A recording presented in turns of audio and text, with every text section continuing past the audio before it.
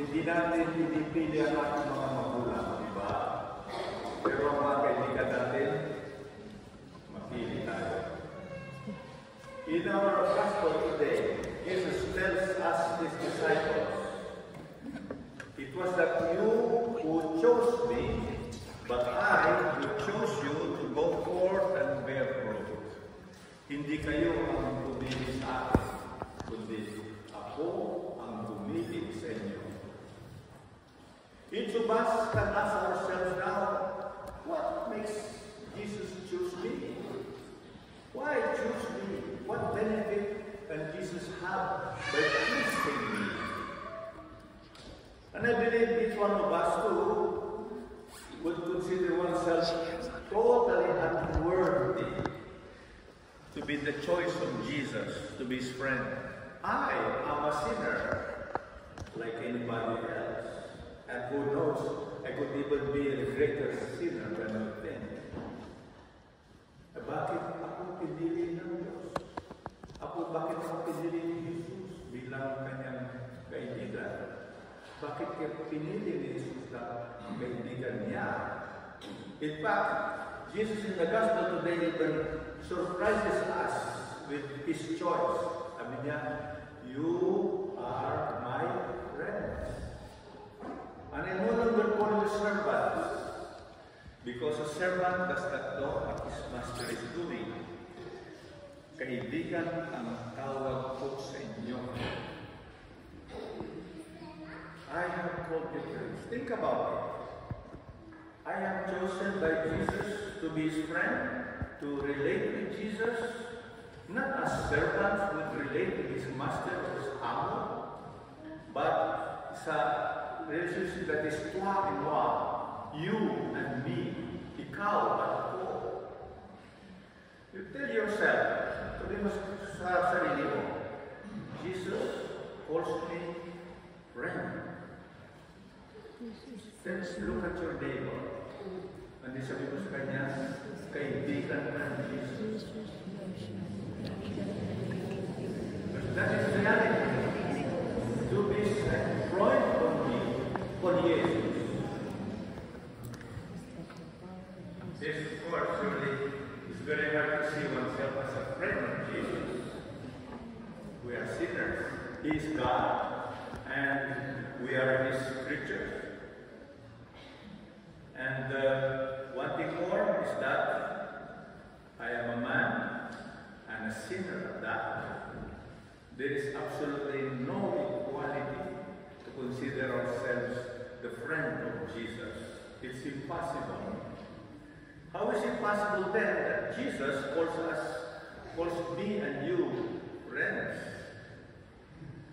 Now, there is only one reason that can make this friendship possible.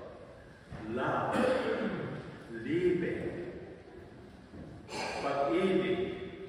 Yes, friendship between God and between man, mere human being, can only be possible when and where there is love. Why? Because love is what makes God, God. Ubi caritas est Deus est. Where there is love, there is God. Wo Liebe wahr ist, Gott ist. Love is God's nature. Love is his essence. Love is his character. Siya ay Diyos kasi Diyos ay pag-ibig. God is love. The Bible says. That is why in the gospel today, Jesus said, love one another as I have loved you. No one has greater love than this, than to lay down his life for his friends. And it was proven by Jesus, what we celebrated in Passion Sunday. He gave his life, offers life for us. Now, what this gospel is offering us today is like, giving us a new pair of eyeglasses. And let's call these eyeglasses eyeglasses of God's love, ang salamin ng pag-ibig. When we put on God's love before our eyes, we will be surprised to see yourself, oneself, and others as well in a very, very different light. Our outlook, ang ating pananaw sa sarili at sa bawat isa sa atin, malaking pagbabago ang mangyayari. It will tell us, I am loved by God, I am chosen by God, I am a friend of Jesus. Ako ay mahal ng Diyos, hirang ako ng Diyos, at ako ay kaibigan ni Jesus. Think about that. And it tells us also, and because I am loved and chosen friend of Jesus, that love and friendship of Jesus within me now naturally will flow out to others who are also, like us, chosen friends of Jesus.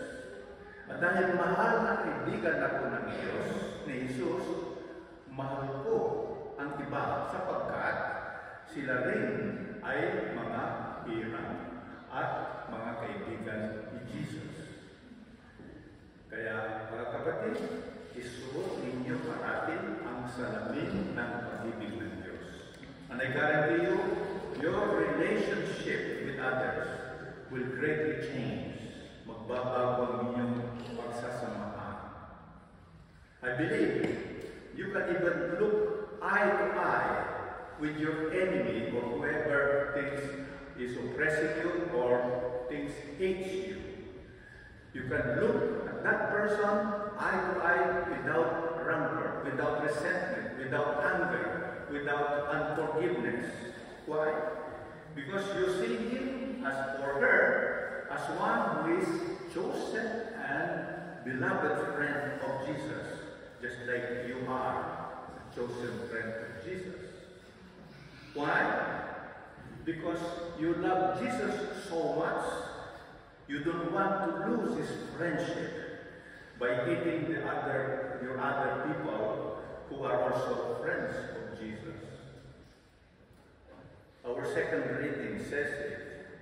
Whoever is without love does not know God, because God is love. Kung wala kang pag-ibig sa iyo, hindi mo kilala ang Diyos, sapagkat ang Diyos ay pag-ibig. And that's not all that will happen in our relationship with others when we wear that mirror up, eyeglass of love. You will experience joy. That's what Jesus said in the Gospel. I have told you this, that my joy may be complete and your joy may be complete. Upang malubos ang inyong kagalakan. Damit meine Freude erfüllt ist und an eurer Freude nichts mehr fehlt. Hindi kukulang ang inyong kagalakan. Because this is the joy that the world cannot give, that your money cannot give, and it is the joy that lasts, because it will last you until eternity. So, mga kaibigan,